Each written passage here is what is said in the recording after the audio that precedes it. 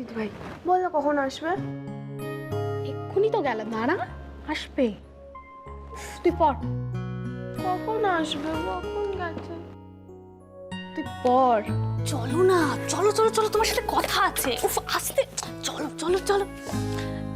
শোনো না, তোমার সঙ্গে না আমাদের খুব দরকারি একটা কথা আছে। বলছি কি, মানে বাড়ির বড়রা আমাদের তো কিছু বলেনি, কিন্তু আমরা সব জানি, কানাঘুষোয় শুনেছি তো। Please please please Ranja, please তুমি মানা করো না, প্লিজ রাজি হয়ে যাও। তুমি আমাদের বাড়ির বউ হলে না দারুণ হবে, প্লিজ। তোমরা তখন পড়তে বসছো না, তখন কেউ সকল কথা কয় তো, তা আর তাছাড়া এত বড়দের ব্যাপার, তোমরাই মতো থেকো না।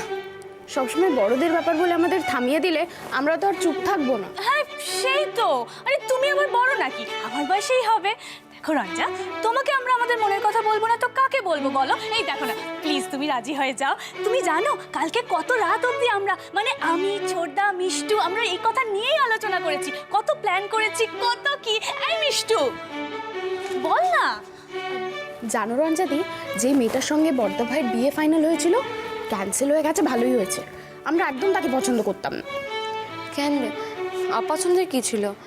তাছাড়া বাসার মানুষেরা তো এই যেমন তেমন মেয়ে লোকে বিয়ে দিব না, যে মেয়েকে মানায় সেই মেয়েকেই আনবো। বাবা তো সেরকমই একজনকে ঠিক করেছেন, খালি তুমি রাজি হচ্ছ না।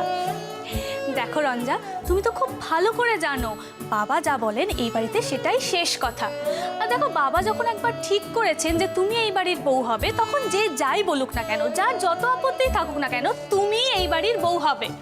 তোমরা ভুল করতেছো তো, তার ইচ্ছাই শেষ কথা না।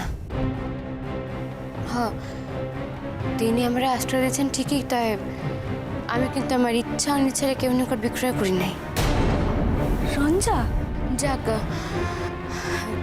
তোমরা যে আমার এই কথা কনে লিগা তোমাকে পড়ার ঘরে ডাকছো, আমি সে বুঝতে পারি নাই। আহা রাজাদি, তুমি রেগে যাচ্ছ কেন? তোমাকে ভালোবাসি বলেই তো বৌদি করতে চাইছি।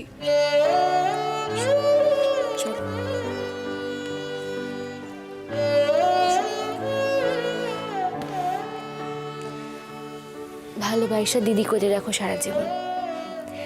ভালোবাসে বৌদি কর্ণে চাইতে দিদি করে রাখা আরো অনেক বেশি ভালো। বুঝছো ফুলছুরি?